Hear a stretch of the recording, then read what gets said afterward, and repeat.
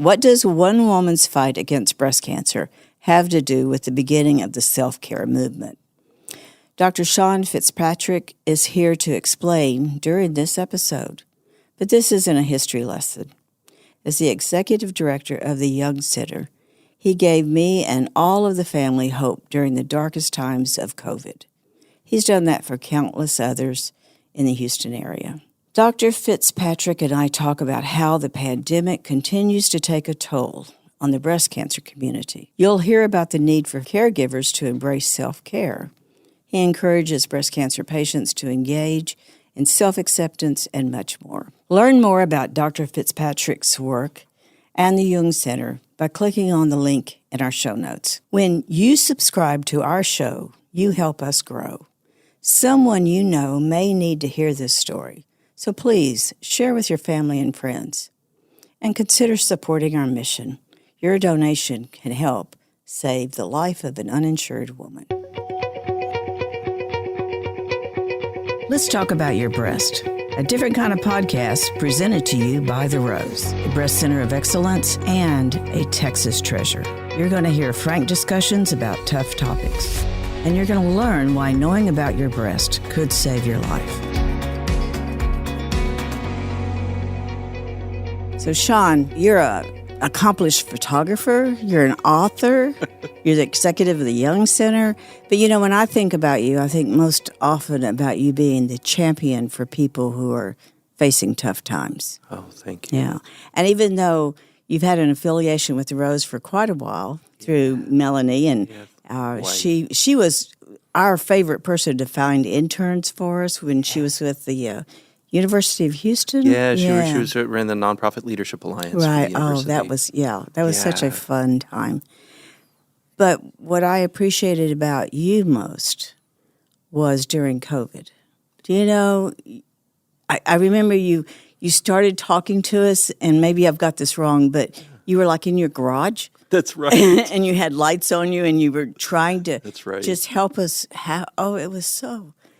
It was so important to me to know I could just turn you on and have that voice telling me we're going to get through this time, and let's explore what we're feeling, and let's don't stuff it down. And so thank you for that. Thank you. I'm so touched, Dorothy, and I'm so glad that was meaningful. Oh, it was, and continues to be with your other talks. In fact, you did one not too long ago, I think, where you were going through what it takes for us to get through times, about being present and,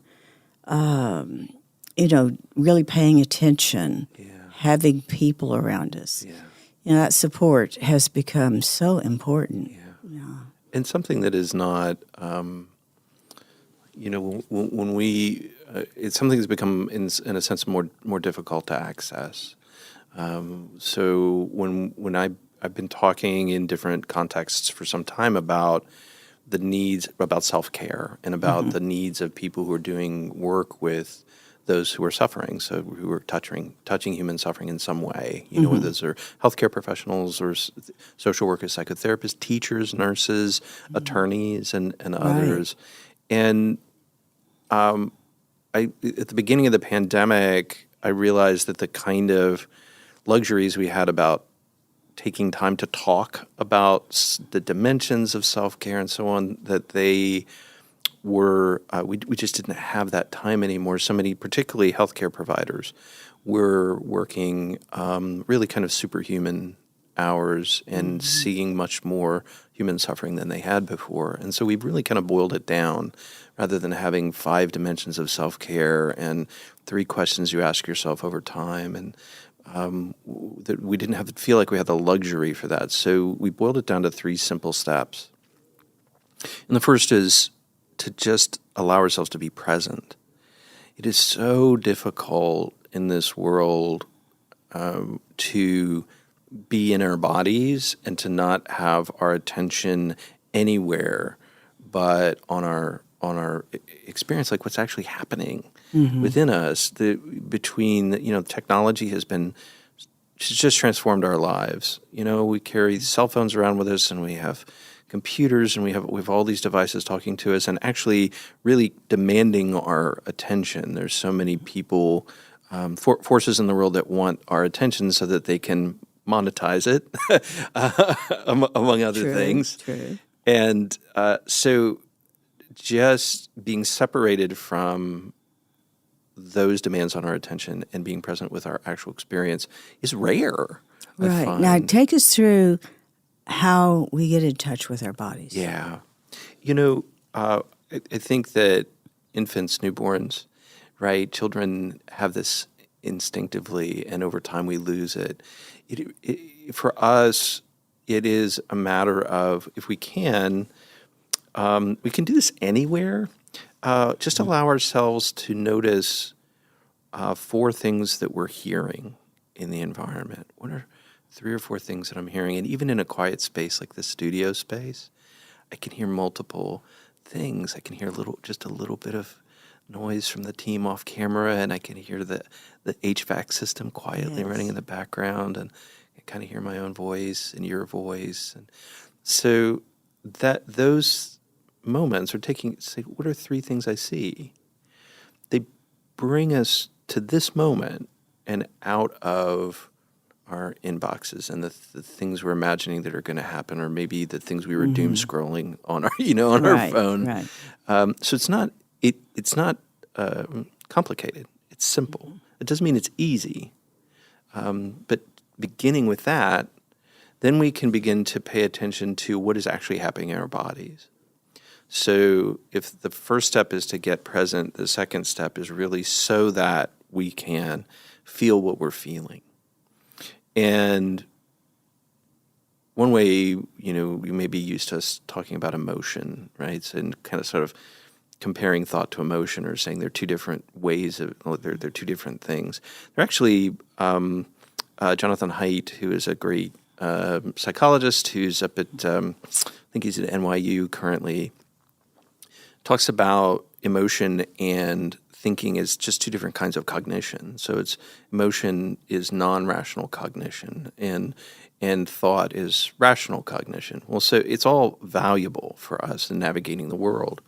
But emotion is the label that we put on physical experiences that we have. So, for instance, like I've spent my life struggling with anxiety and living with anxiety and learning from anxiety. And I don't feel anxiety. What I feel is my gut going, what I feel is sweat, or during the pandemic, I got a new manifestation of it, which is that my chest started to feel really tight. Because, of course, I was constantly checking to see, has the virus taken hold, Right. And so when we take that, when we have the space in our life, space in our schedule, maybe even physical space, to just bring our attention to what's happening in our bodies, it brings us out of the anxious states and into our natural systems that help us regulate our experience. If we can begin to just feel what we're feeling, notice those sensations, like of the way that my feet feel on the floor right now. They're in my shoes, and the shoes are on the carpet, and the carpet, we're sitting on the first floor, and so the carpet is likely on some subflooring, and then the concrete, and then the earth, and I can feel the chair beneath, on the back of my thighs and my lower back, and then I can also start to pay attention to my breath and what my breath is doing. So we have natural systems that help us respond to change and threat in the environment. We call that our sympathetic nervous system. And so when that kicks on, our breathing becomes shallower, and our eyes dilate a little bit so we can let in more light. Our digestive system kind of shuts down, and our heart rate goes up, our blood pressure can go up. Those are all up below the level of our awareness and largely below the level of our control. Those things kick on as a way of helping us respond to crises.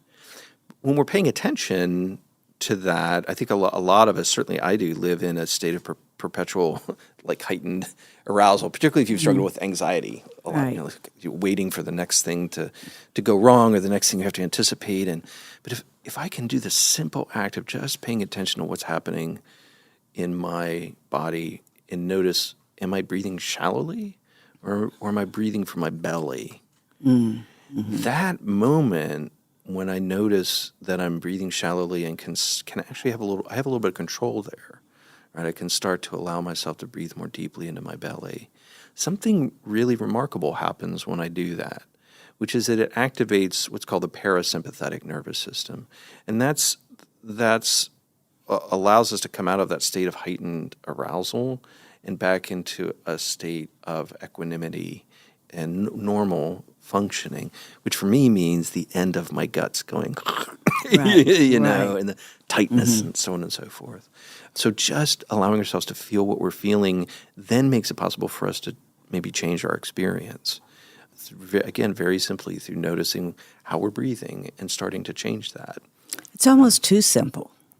Yeah, well, and again, simple is not easy. No, that's true. Right. That's true. And I think there are a lot of forces that keep us in heightened states of arousal. Like we experience threats around us all the time, naturally. They may not be real in the way that others watching it would say, oh, that's a tiger clearly, Right. clearly marching towards you, right? That doesn't matter. It's more about what our bodies perceive, like what's happening below the surface of our awareness. And if we've lived a life that has included a lot of threat, right? So those of us who've experienced trauma in our childhood or the course of our lives, it becomes more difficult because our bodies are really attuned to looking for threats in the environment. Looking for threat. Yeah. I'm always surprised when I'm doing yoga and my teacher says, put your shoulders down. Yeah. Because I go around like this all the time. Right. And that's what she was trying to explain to me. You've got to relax a little bit into this or you're not going to get the benefits of it. But Yes. we're just automatically like that. Tense. So tell me a little more about, you've been a psychotherapist for a long time. Yeah, it would be, I guess, about 15 years since I graduated from UH Clear Lake, which is where I did my training as the clinical psychology degree. And it's just remained such a privilege, to do this work. And then you've been at the Jung Center almost all your life. Yeah. I started when I was, I started in 97. I don't remember how old I was then. 24, 25, something like that. And have been really privileged to kind of grow up professionally at the Jung Center. They had roles for me, and I am a psychotherapist. Professional. My role at the Jung Center is not to provide psychotherapy. My role is as an educator and as a leader, an administrator.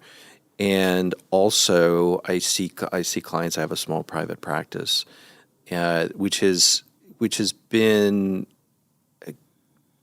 a privilege and also really important, I think, for my experience of meaning and for my well-being in the world, because I get to do the work that well, which involves spreadsheets and talking and being a public face for the organization, talking to people, and but then I also get to have conversations of profound immediacy and intimacy with people about what really matters in our lives,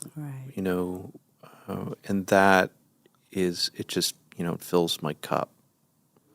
So this season, your spring session, is that what you call it? A semester. Yeah, semester. And the whole focus, as I was reading the brochure, was towards well-being.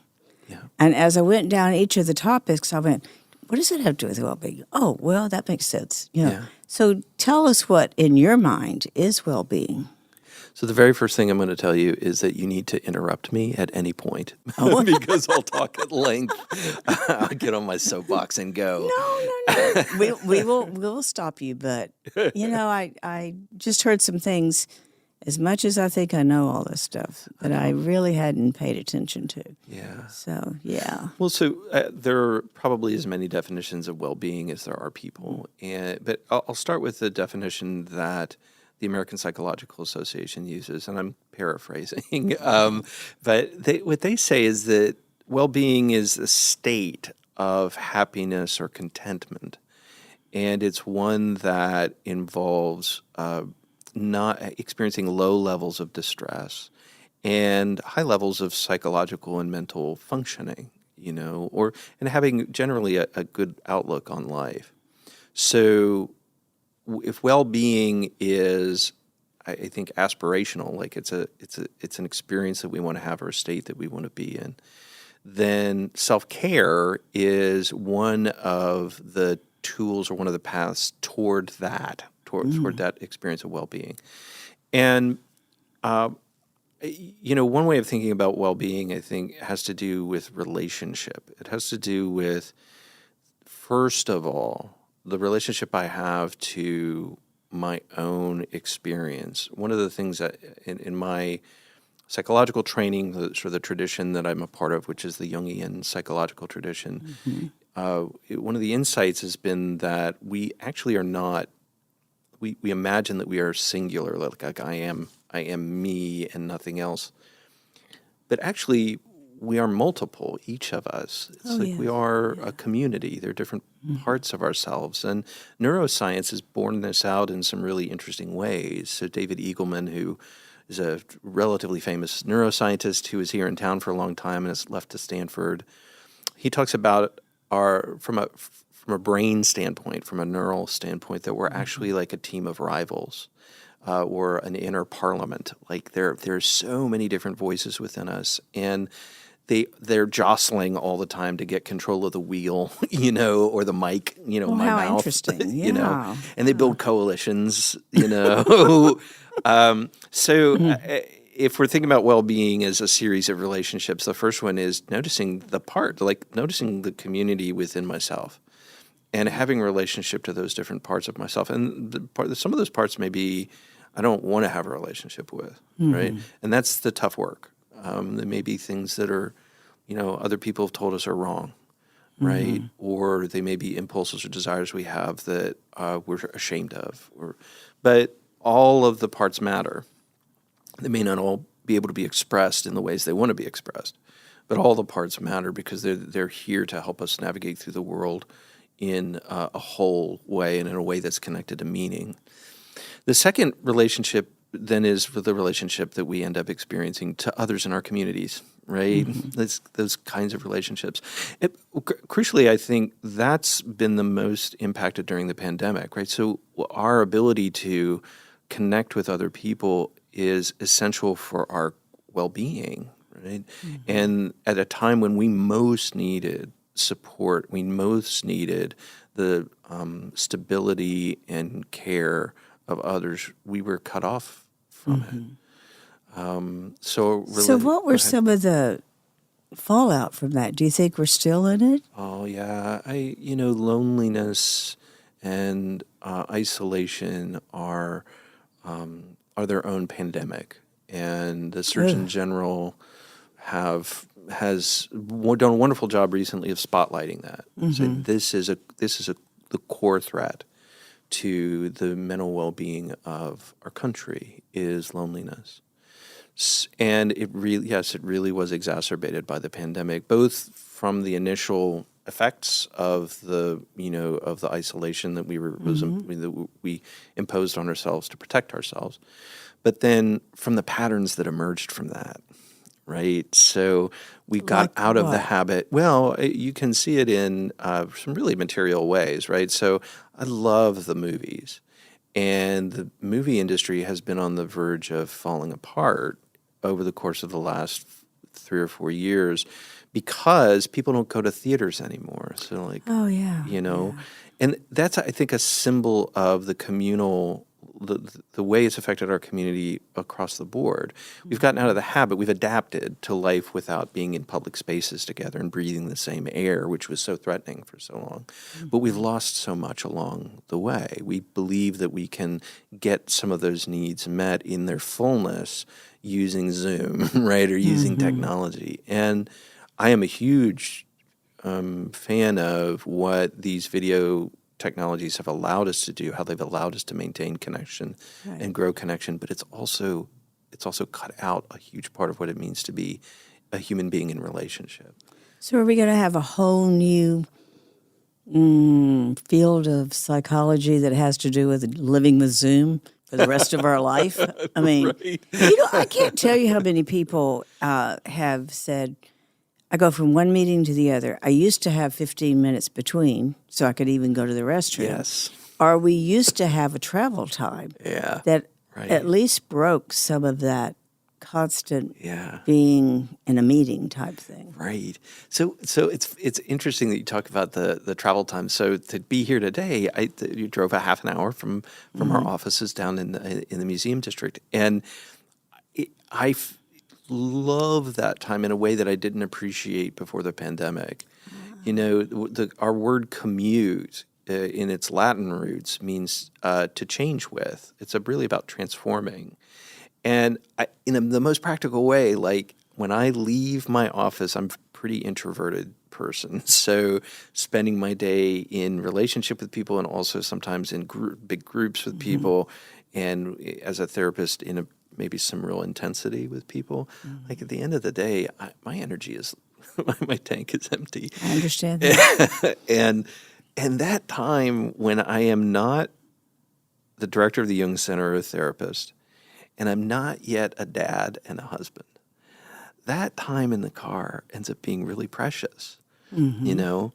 And we have lost that, right? That commuting time, that time to transform Right. from one social way of being to another social way of being, and to be in myself is, you know, something that we have lost a lot of because you're right. I can just go from one meeting to the next meeting. I have a client pop up on the screen after that, right? Yeah. But, you know, something you just mentioned, I've never thought about it, even that going from being the CEO to being the wife or the husband, you know, if you walk through a door and that's the only time you have that chance to move from that, you don't move. That's right. Yeah. You know, Patrick always talks about you have that CEO voice. And then I go, what does that mean? And he says it's an entirely different level. And I realize what you're saying is because we don't transition from one to the other at all. Wow, I had not thought of that. These small things that are simple and that really do change how we experience the world. When during the pandemic, I had the privilege of working with a lot of public health workers. So I worked closely with the leadership of the Harris County Public Health Department, and you could really see the cumulative effect of being in those roles that were acutely heightened over time on the public health workers' well-being, because it was them against the enormity of the virus, and in a system that had been wildly and systematically defunded for decades. Yes. Right. Prior to that there was nothing left but them, nothing left but them between us and much more mass loss than we had. But it was hard for them to then get out of the roles and that state of heightened arousal and attention that comes with it. Right. Right. And for some of them, I think it's still very much a work in progress, leaving that state. So you touched upon loneliness. What do you think is our biggest issue today? Is it learning to communicate again? Is it readjusting to this new world? Is it? You know, I probably, if you asked me this question at 10 minutes from now, I'd have a different answer tomorrow. So on and so forth. Yes. You know, in this moment, what I would say, and I want to circle back to the notion of self-care and its relationship with wellness. So self-care is something as I said, I spend a lot of time teaching about and showing up in different spaces, primarily with people who are in human service of some sort. And self-care is fascinating. It has a connection. The origin of self-care has a direct connection to breast cancer and the lived experience of breast cancer. So it's a very new idea, not an experience. Of course, throughout human history, people have taken intentional steps to attend to their needs, right? That's not new. That's part of being human. But the concept of self-care itself comes from an extraordinary leader. She's not with us anymore. She died in the 90s. She was an extraordinary poet and teacher and activist, really an organizer on behalf of Black women. Her name was Audre Lorde. And so Audre Lorde was, in the 1980s, she was diagnosed with breast cancer. And as I say, she was a really influential writer, so not just her poetry, but also her essays. And she was working, she was faced with this decision, early 80s. She was a Black woman, single mother, uninsured, trying to make the difficult decision of whether she was going to just live out what life she had left, serving her values, which really was serving the needs of Black women and the consciousness raising work that she was doing, helping with women's groups that were forming in the 1970s and the 1980s.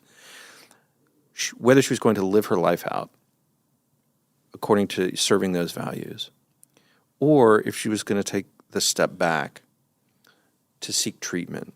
And this is, again, in the early 1980s, and a difficult treatment path. Yes, absolutely.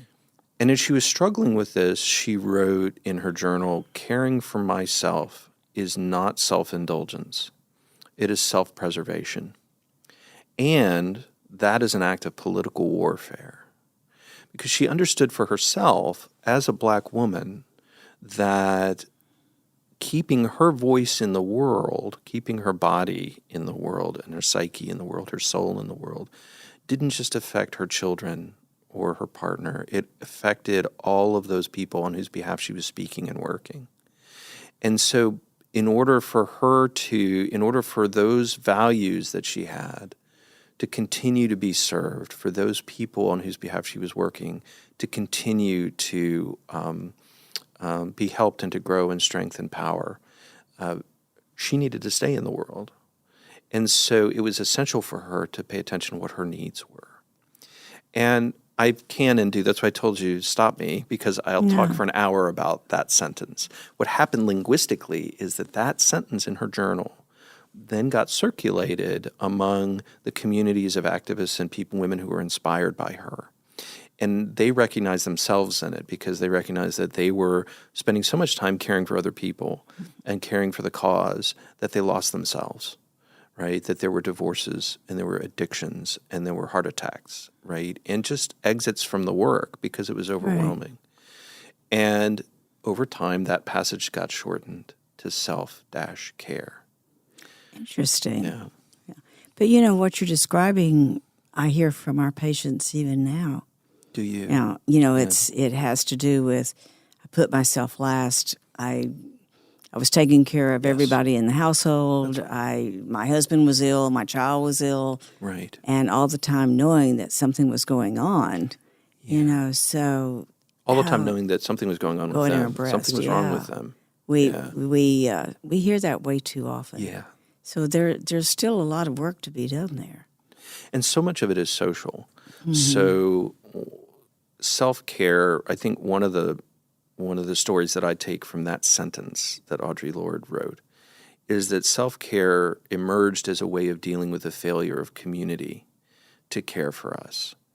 And so I am ambivalent about self-care. It is absolutely essential. We've lost the capacity, particularly caregivers, right? Mm-hmm. And women tend to be the caregivers. Yes. We've lost the capacity to attend to our own bodies and our own experience because other people need it more, because socially we've decided that other people are more important, right? And so and this gets back around to the notion of what we actually need right now. You were talking about loneliness.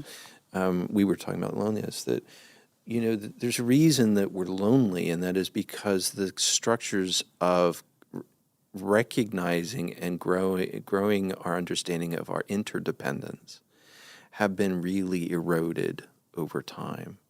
So the answer to that, I think, in this moment is really recognizing it and beginning to address it by consciously reaching out for relationship, consciously working with others to create spaces where we do come together and talk about our experiences, where we can relax the one-sided way in which this culture expects us to be independent, and recognize that that is part of the story but not the whole of it, that fundamentally we are inextricably bound to each other. Right. And to your story, the woman with breast cancer who is the caregiver is making it possible for others to experience what they imagine is independence, right? When really what they're doing is dependent on that sacrifice of the caregiver, right? Sean, we're going to have to close this up. Do you have one last word of wisdom? I think we're going to have you back. I would love to. We've got to talk about community and what that means in our own self-care. But one last thought for our audience? For your audience, I would just say that the journey, that for those who are experiencing a diagnosis and are moving through breast cancer diagnosis right now, I can't say enough, as I know you and your team do, that you have to pay attention to what your needs are right now. Right. And that may be the hardest work of all, is pushing back against those in your life who or just unconsciously have depended on you and expect you to be certain things. Right now, you are what's important, and that's important for the whole system. Right? So true. If you don't take care of yourself, the system will fall apart. So you have to preserve yourself, as Audre Lorde tells us. Excellent. Yeah. Thank you so much for being with us today. Really my joy and my privilege and my pleasure. You are a hero to me and to this community, Dorothy. Thank you for all you do, and thank you for all the Rose represents in the world. Oh, Sean, so sweet of you. All right, till next time. Thank you for joining us today on Let's Talk About Your Breasts. This podcast is produced by Speak Podcasting and brought to you by The Rose. Visit therose.org to learn more about our organization. Subscribe to our podcast, share episodes with friends, and join the conversation on social media using hashtag Let's Talk About Your Breasts. We welcome your feedback and suggestions. Consider supporting The Rose. Your gift can make the difference to a person in need. And remember, self-care is not selfish. It's essential.